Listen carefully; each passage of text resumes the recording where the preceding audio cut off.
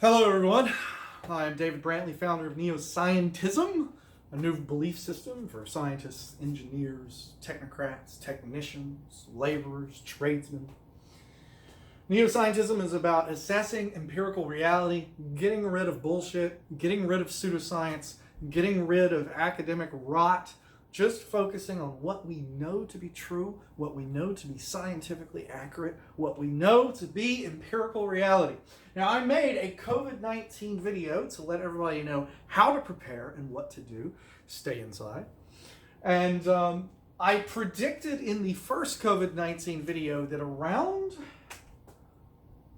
April 18th, societal cohesion was the term that I used. Societal cohesion would start to fall apart. It is not because, I was told that I was a fearmongerer because the grocery stores would have plenty of food, I was told. But my response to that was, it's not that the grocery stores are going to run out of food, it's that people being locked inside, not being able to go to their job, their service industry job or retail job, will start to run out of savings. Their pantries will start to get bare. And around about April 18th, two things will be happening. The hospitals will start to become overrun and flooded, and people will start to loot and to riot because they're starting to run out of food and they're starting to get stir crazy. So first, let's talk about societal cohesion, looting, and rioting. Let's go to some video clips real quick and see whether or not I was right. I don't know how so many of the masculine structures can actually stand by and watch this happen. How can the men and the people and the structures that are supposed to be protecting us stand by and watch this happen? It's rape. Like, people laugh at me and say that it's not rape, and it is. When someone's being asked to wear a mask to go in for food, like, yeah, it's a private business, and, like, to me, that supports rape culture. It's insane. It's insane. Like, I feel like I am losing my fucking mind. Like, and how is anyone else, just holding it together? How the fuck are you holding it together? How is anyone holding it together? What the fuck? What the fuck?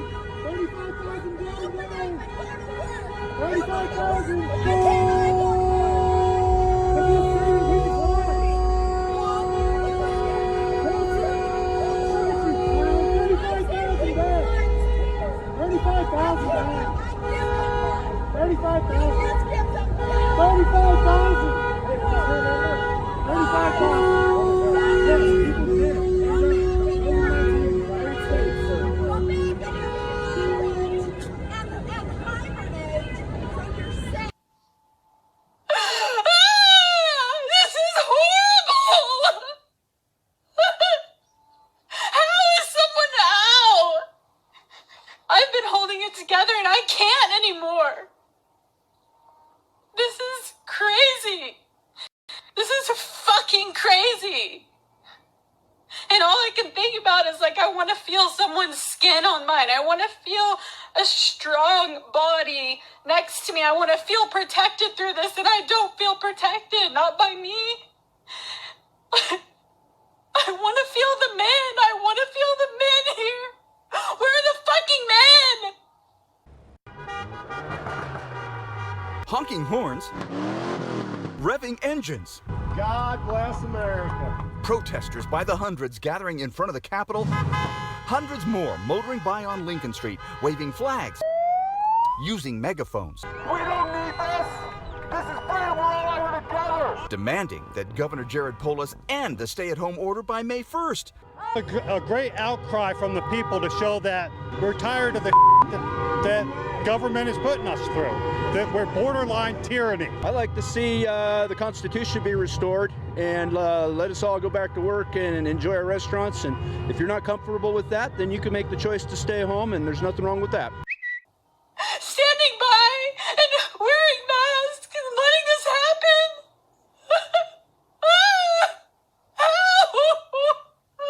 I feel my heart breaking.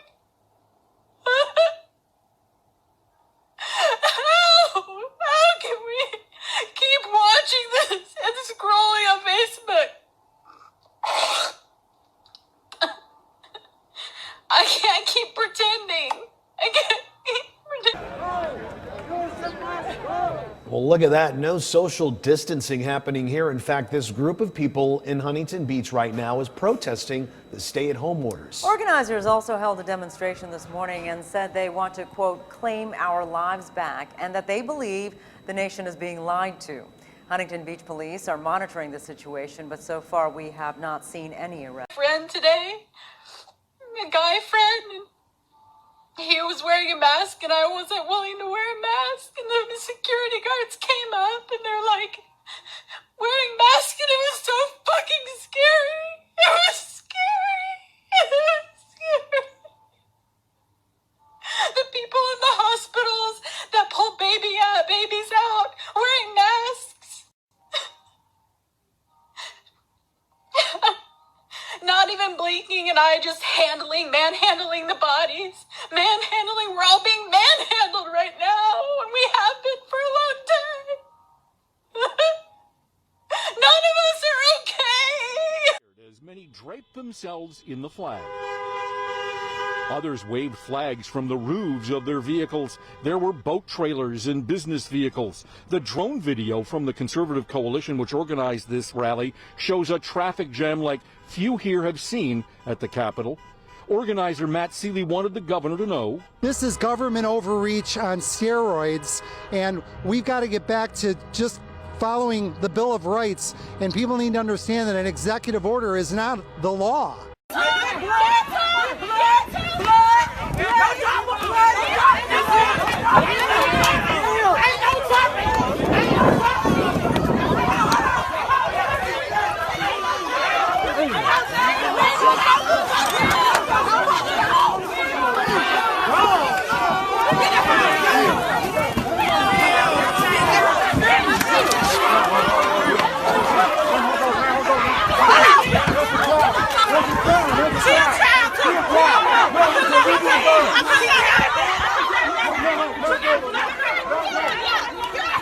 Get right, sweet pea. Break that shit up. That's a grown ass later, Trent. You're still my thought has how stupid these fucking nasty people should stay fucking Get back. Get back. We want you to keep going. You can't harass her. Hey, stop. Why did she go back to where she came from? Oh my God. Go back. No, my dog is not friendly with stranger. My dog is not friendly with stranger. I don't want her to get beat. The Americans said we don't want you here. That's why we elected President Trump.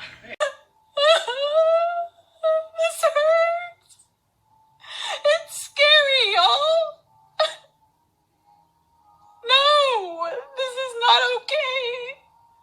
This is not okay. No.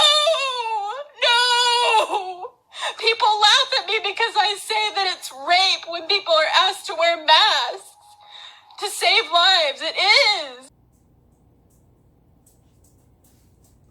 Okay, as you can see, in several different states all over the country, there is now civilian unrest, looting, some rioting in urban areas and such. Societal cohesion definitely is beginning to crumble. Now, my second prediction about April 18th was that the hospitals would be overrun and they would start to have a problem. Well, we are lucky in that Americans for the most part, listened to their government officials, and they stayed indoors for a couple of weeks. And what that did was it actually slowed the infection rate down to a crawl, down to a bare minimum. So that's the reason why we now only have 40,000 Americans dead. The problem is that the politicians, specifically Donald J. Trump, I'm calling you out, Trump, we are currently in, here's the starting point of the pandemic, here is the middle point of the pandemic, and here is the all clear, everybody can get out of their house and restart their life. We are currently here. We are in the middle of the pandemic.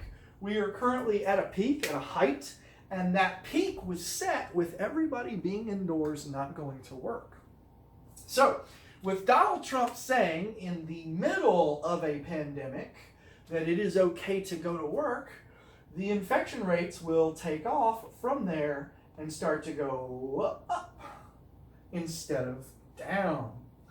By Trump making this decision to tell people to go back to work and to reopen America, he is going to cause the infection rate to start to go back up. Now remember, there's a 14-day delay. There's a 14-day delay of when somebody gets infected with COVID-19 and when they start to show symptoms.